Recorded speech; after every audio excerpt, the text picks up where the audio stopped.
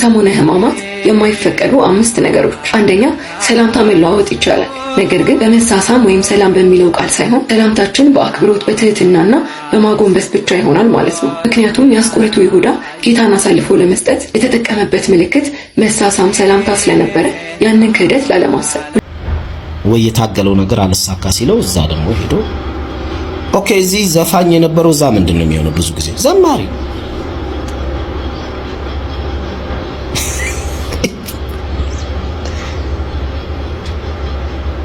ደግሞ አብዛኞቹ ዘፈን ውስጥ የነበሩ ወደዛ ሄደው መዝሙር ሲያወጡ እኔ እንግዲህ ፋሚሊ ያለኝ አልኳችሁ ቁጭ ብዬ መዝሙር ቀጠቅጣለሁ ማለት ነው።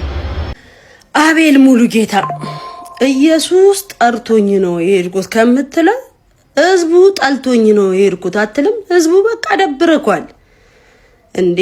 ሙሉ አልበም ከወጣ እንኳን ዩቲዩብ ራሱ ዳውንሎድ አድርጎ አልጨረሰም። አልበምን ዳውንሎድ አድርጎ አልጨረሰውም። ምንድነው ባንዴ ቻፕ ወረድልኛል ካለም ዝም ብሎ በር የሌለው ቤት አለ። ዝም ብላችሁ እየተቀይሳችሁ ትገባላችሁ። ኢየሱስም አልጠራም፣ ህዝቡ ግን ጠልቷል። ይሄን ማመን አለብን። ሰላም የተከበራችሁና የተወደዳችሁ የዚህ ቻናል ቤተሰቦች እንደምን አላችሁ? ዛሬም እንግዲህ ሳምንቱን በስፋት ሲያነጋግሩ የነበሩ ቪዲዮችን ሰብሰብ አድርጌ ለእናንተ ይዤላችሁ መጥቻለሁ። አሪፍ ቆይታ እንደምንኖረን እርግጠኛ ስለሆንኩኝ ቪዲዮ ላይክ በማድረግ ጀምሩ። ሀሳባችሁን ኮሜንት ላይ ጻፉልኝ። ለዚህ ቻናል አዲስ ናችሁ ደግሞ ሰብስክራይብ በማድረግ ቤተሰቡን እንችላላችሁ። ወደ ቪዲዮ በመጀመሪያም እንግዲህ ይህ ሳምንት ለኦርቶዶክሳውያን ልዩ ሳምንት ነው። ምክንያቱም ደግሞ ሰሙነ ሕማማት በመባል ይታወቃል። በሕማማት ሳምንትም እንግዲህ ምን ማድረግ እንዳለብን ከሃይማኖት አባቶች የተሰጠ መግለጫ አለ። እሱን መግለጫም እንግዲህ አንዲት እህታችን ታስተላልፍልናለች። እሱን ቪዲዮ እንመልከት። በሰሙነ ሕማማት የማይፈቀዱ 5 ነገሮች። አንደኛ ሰላምታ መለዋወጥ ይቻላል፣ ነገር ግን በመሳሳም ወይም ሰላም በሚለው ቃል ሳይሆን ሰላምታችን በአክብሮት በትህትናና በማጎንበስ ብቻ ይሆናል ማለት ነው። ምክንያቱም የአስቆሮቱ ይሁዳ ጌታን አሳልፎ ለመስጠት የተጠቀመበት ምልክት መሳሳም ሰላምታ ስለነበረ ያንን ክህደት ላለማሰብ። ሁለተኛ ራስን ማስዋብና ሽቶ መቀባት አይፈቀድም፣ በተለይ ለእህቶች። ምክንያቱም ይህ ሳምንት ለስጋ ውበታችን የምንጨነቅበት አይደለም፣ የፈቃደ ስጋን ፍላጎት የምናሸንፍበት እንጂ። ሶስተኛ ድምጻችንን ከፍ አድርገን መሳቅም መነጋገርም አይፈቀድም፣ ምክንያቱም ሳምንቱ የለቅሶና የጸጥታ ወቅት በመሆኑ የጌታችንን መከራ በልቦናችን እያሰብን መሳል ይኖርብናል። አራተኛ የምናቋርጠው ምንም አይነት ጸሎት የለም፣ ውዳሴ ማርያም፣ መዝሙረ ዳዊት፣ ሌሎችን የክርስቶስን መከራ ከሚተርከው ግብረ ሕማማትን ከምናደርስበት ጊዜ በቀር። አምስተኛና የመጨረሻው በሰሙነ ሕማማት የቅዳሴ ስነ ስርዓት አይከናወንም ከዕለተ ሐሙስ በቀር። እነዚህን በሰሙነ ሕማማት የማይፈቀዱ 5 ነገሮች እንዳትረሱ። እንዲሁም ቻሌንጁን ለተቀበሉና ለሰሙነ ሕማማት ከስልካቸው ላይ ሶሻል ሚዲያቸውን ለሚያጠፉ ጓደኞቻቸው ከማጥፋታቸው በፊት ቀድሞ እንዲደርሳቸው ይህን ቪዲዮ ላኩላቸው። ይቆያል።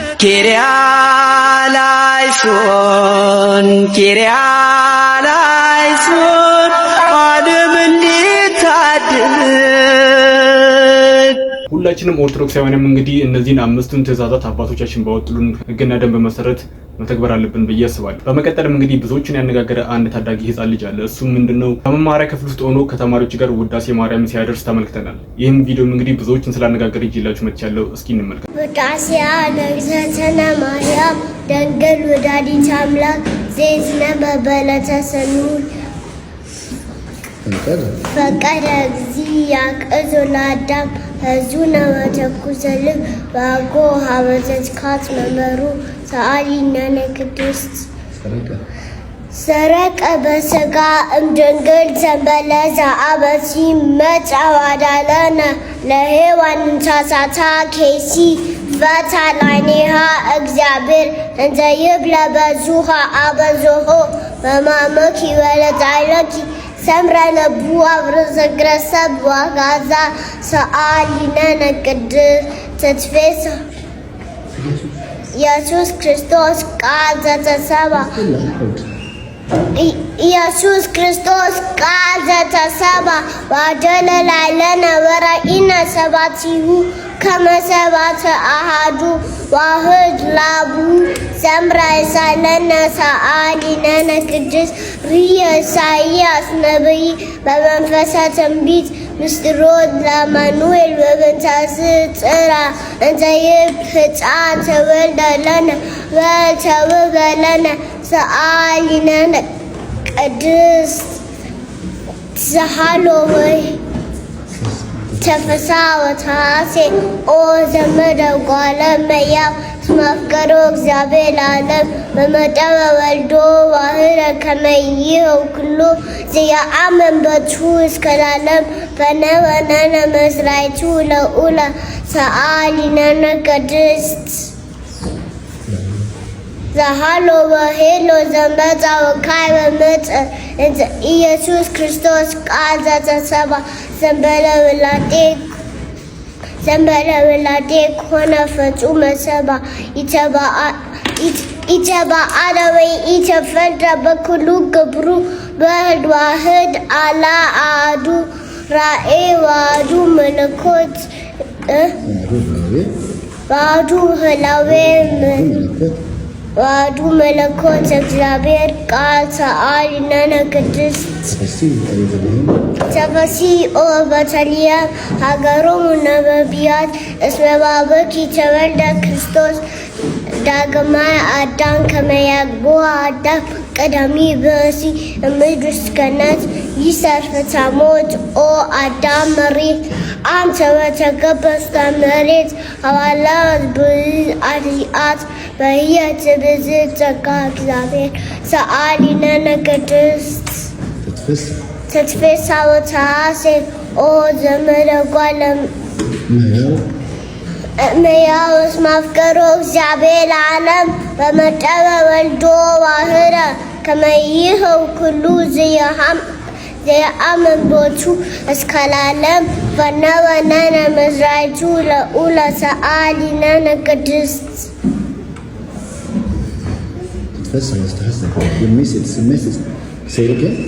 ተትፌሳ ወተሐሴ ኦ ዘመደ ጓለመያ ስማፍቀሮ እግዚአብሔር ለዓለም በመጠበ ወልዶ ዋህረ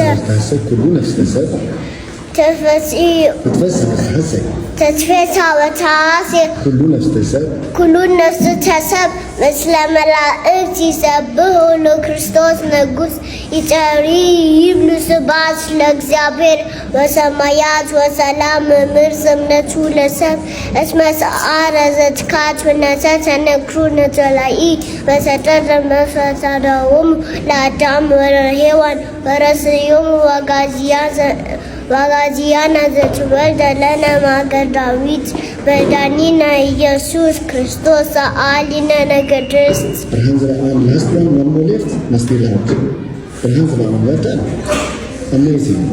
ብርሃን ዘበአማን ዘያበረ ለኩሉ ሰብ ነነነ ቡስተ ዓለም በእንተ ክርስቶስ መጽአከ ውስተ ዓለም በኩሉ ፍጥረት ተበጽሐ መድኃኒትከ እስመ ዳንኮ ለአዳም እምስስ ለሔዋን አጋዚተ እምዝሞት ወባከነ መንፈስ ልደት ባርክና ከምስለ መላእክቲከ ሰአሊነነ ቅድስት።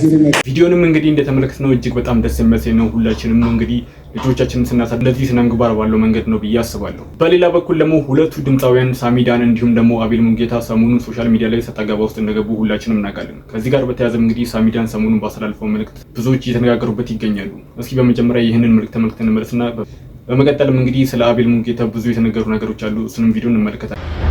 ወይ የታገለው ነገር አልሳካ ሲለው እዛ ደግሞ ሄዶ ኦኬ እዚህ ዘፋኝ የነበረው እዛ ምንድነው የሚሆነው? ብዙ ጊዜ ዘማሪ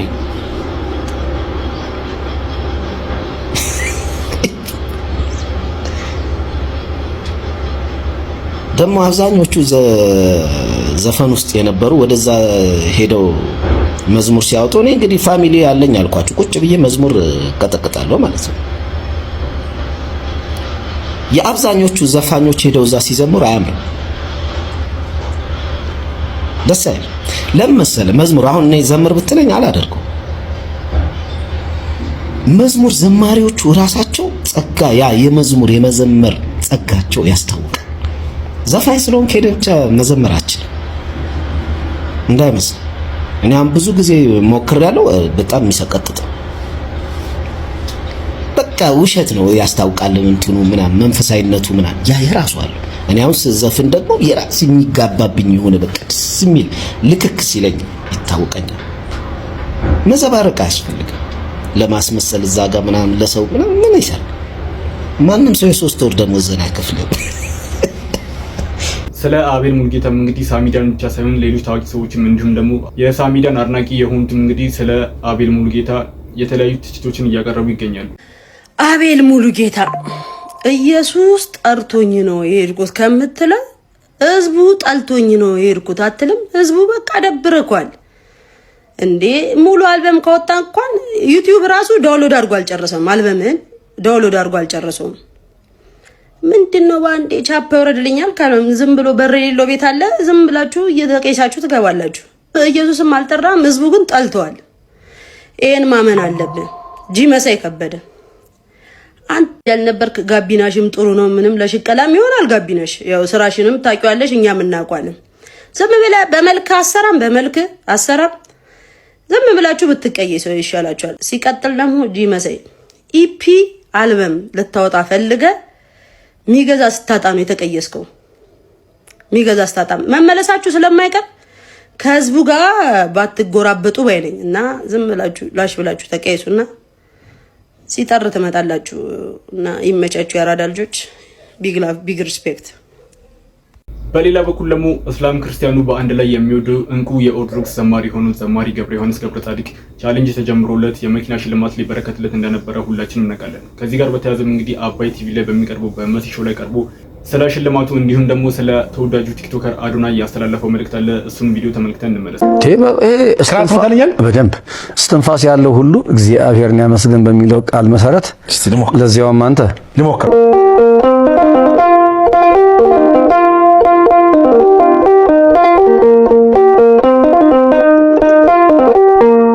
የእግዚአብሔር መልአክ ስሙ ድንቅ ነው ለጦር ሰው ለማኑሄ እንደነገረው በመሰዋው ነበልባሉ ውስጥ አረገ ኃያሉ ሚካኤል ድንቅን አደረገ።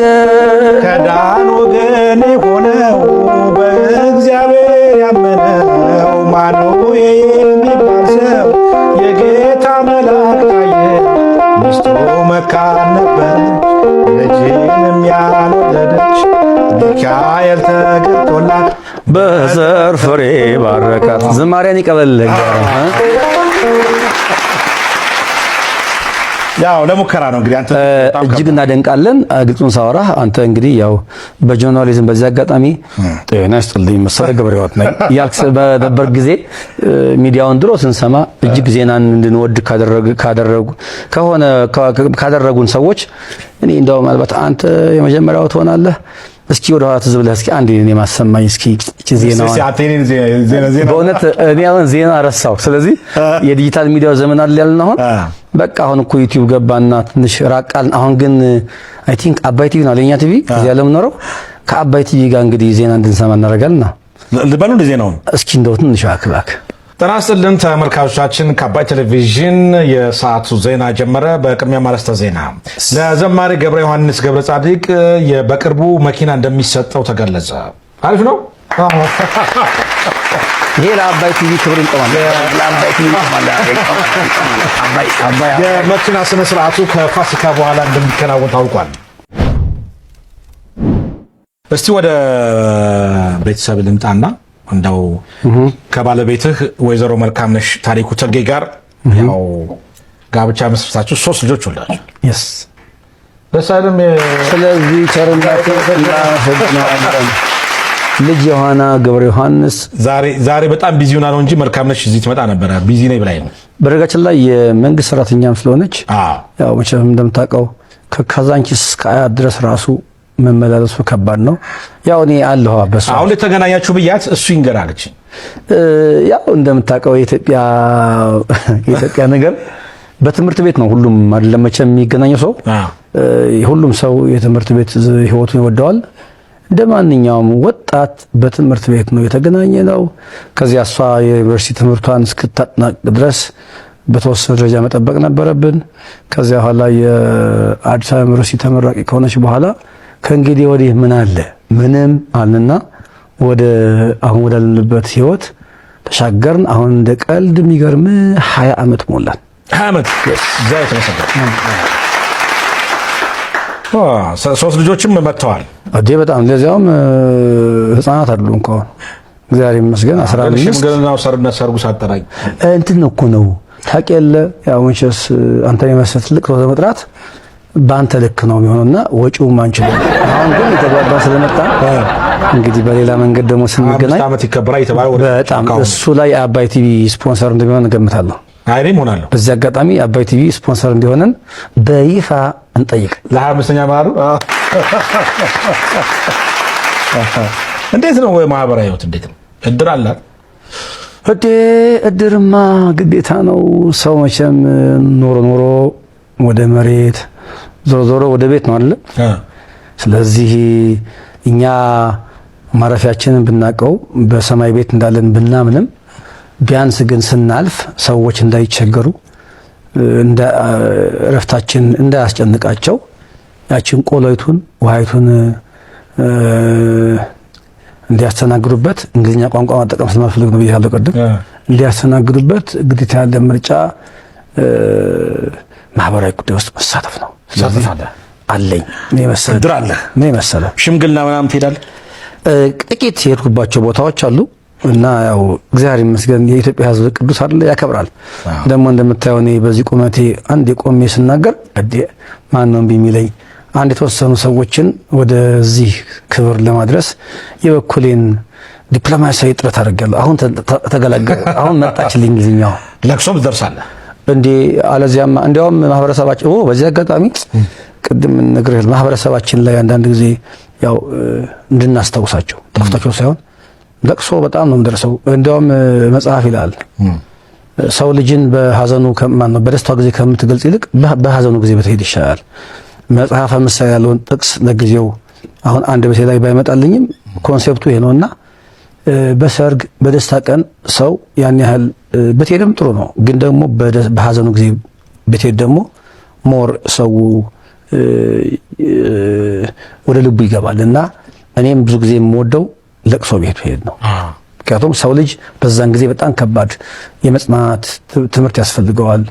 ደግሞ እኔ እንዳቅሜ አንድ ሁለት ቃል ሳካፍላቸው ሰዎች ይረጋጋሉና በዚያ መስመር ሴት በጣም ስለማገኝበት ብዙ ጊዜ እንግዲህ ያው ለቅሶ ስትሄድ ለምን ተቸገርክ ለምን መጣ ሄዱ እንዴት አልካንተ። በመቀጠልም እንግዲህ ተወዳጇ አርቲስት ቬሮኒካ አዳነ ከዚህ በፊት በአይነቱ ሆነ በይዘቱ ለየት ያለ ስጦታ ተሰጥቶኝ አያውቅም። ዛሬ ግን እጅግ በጣም ደስ የሚያሰኝና ልዩ የሆነ ስጦታ ተሰጥቶኛል እያለች ትገኛለች። እስኪ ይህን ስጦታ ምንድን ነው የሚለው ነገር ተመልክተን እንመለስ። እኔ የምር የምትወዱኝ ከሆነ በመብርሃን ይዣችኋለሁ። ሁላችሁም የገባችሁ ፎሎ አድርጉት። አይ ሰላም ነው። የሚዲያን እየቀረጸ ነው የመጣው እያሉ ነበረ። ትንሣኤ ደርሶ በጣም ነው የምሰግነው። በጣም ማለት ዲያቆን መከረ ዲያቆን ፋሲል ይባላል። በዚህ ሁሉ ስራ ግልጽ ናቸው። ስልክ ማንሳት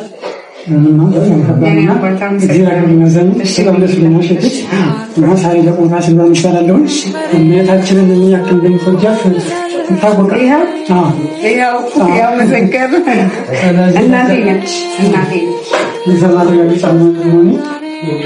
ልጅ የምትተዳደር ለልጅ ቅርስ ነው። የልጅ ጊዜ ወደማንችል ለልጆች ከዛ እያለ ተሰራች እኔንም ከእህትና ወንድሞቼ ጋር ገደሞች ድንግል ማለት ነው። ከ19 ዓመት በኋላ ነው ተገለጽ ነው።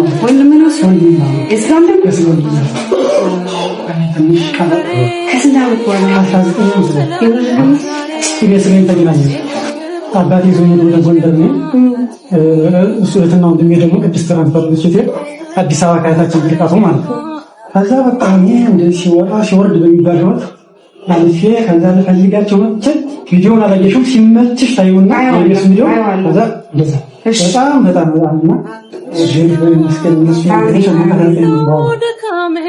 እና እንኳን ደስ አላችሁ። እንኳን ደስ አላችሁ።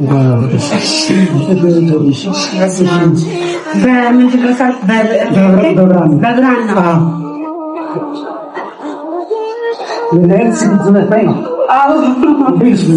እኔ በጣም ማርያምን አክብረህ እግዚአብሔር ያክብር። አመሰግናለሁ።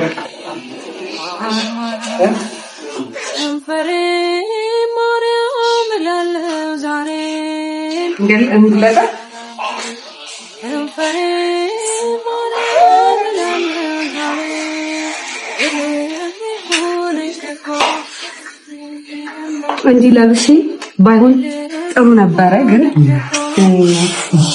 እጅ ይባረክ፣ እጅ ይባረክ፣ እጅ ይባረክ።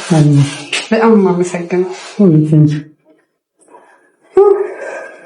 እህትና ወንድሞችን ካገኟቸው በኋላ በጣም አሪፍ ነበር ለምን ከዛ ነው ወረድ ምናምን ሆነ። ዩቲዩብ ቻናልን ከፍቼ ነበረ።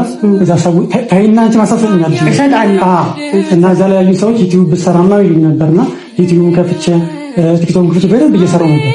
ከዛ ትንሽ ነው ማረግ የተወሰነ ጊዜ ከዛ ስመለስ ጠላትሽ አይደንግጥ ዩቲዩብም ቲክቶክም የት እንደገባ ዚያር ነው አንተ አይደለም ያወጣው እኔ ነኝ ያወጣው ግን ያላቀም በቃ እንዴት እንደሆነ ከዛ በቃ ትንሽ ከባድ ሆነ እና አሁን አንቺ ቤተሰቦች ሰብስክራይብ እንዴ ያረጋዋል ንገሪልኝ ሲወጡ እባካችሁ። አሁን አዲስ ነው ክሬት አድርጓል። ከዚህ ስንት ፎሎወር አለው የዩቲዩብ የቲክቶክ መጀመሪያ ቲክቶክ ብቻ 0 ነው 0 80 ዩቲዩብ 88 ሰብስክራይብ አለው። እሺ ዩቲዩብ ቻናሉ ቲክቶክ ደግሞ 50 እሺ ቲክቶክ 50 ስንት ይሆናል? ስንት ፎሎወር እንደው አንቺ ስንት ይሆናል? በመብርሃን ስለሆነ ምን ይዛቸው ያረጋዋል። እሺ ስንት ፎሎወር ይሆናል? ስንት 100 ሺህ ነው 100 ሺህ 100 ሺህ። እኔ የምር የምትወዱኝ ከሆነ በመብርሃን ይዣችኋለሁ። ሁላችሁም የገባችሁ ፎሎ አድርጉት። እመቤቴ የምትወዱ በሙሉ ከታች ፎሎ እንትን እናደርግለታለን አይደል? ሜንሽን እናደርጋለን። በእናታችሁ በእግዚአብሔር ይዣችኋለሁ። ፎሎ አድርጉት። ዩቲዩብንም እናስቀምጣለን። እግዚአብሔር ያክብር። እኔ በጣም እግዚአብሔር ያክብር። አመሰግናለሁ በጣም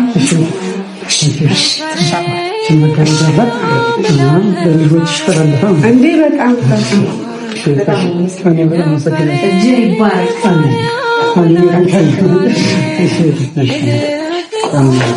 ይሄው ወንድሙ የተገኘው ወንድሙ ነፃነት መተካት ያለበት በዚህ ልጅ ነው ብሎ ደምድሞ ነው። እስኪ ይህን ያህል ተማምኖ ከላከልን ምን ያህል ነፃነትን ቢመስል ነው? አይተነው እንመለስ እስኪ እንየው። እስኪ ትመጣላችሁ ስለኛና ሀብታም ታዋቂ ትሆናላችሁ፣ እዚህ ነቀምት እዚህ ትዋኛላችሁ። እንደ ድሮ ሶርጋ ሄዳችሁ ማግኘት እዚሁ እየዋኛችሁ ዳይቭ እየገባችሁ በላይፍ ሴቨር ነው። ተበላን አልተበላን ውሃውን ጠጣናል። ከጠጡ ችግር አለው እንደ ዳሚ ችግር የለውም። ጠጡ አለን እዚህ 40 ሺህ ልጅ ታቀር ስላለ እሱ ችግር የለብንም። መጣችሁ ትጠጣለ ማን ነው ትዋኛላችሁ። እማችልከን እናለማምዳለን። ስፔሻሊ ቺኮች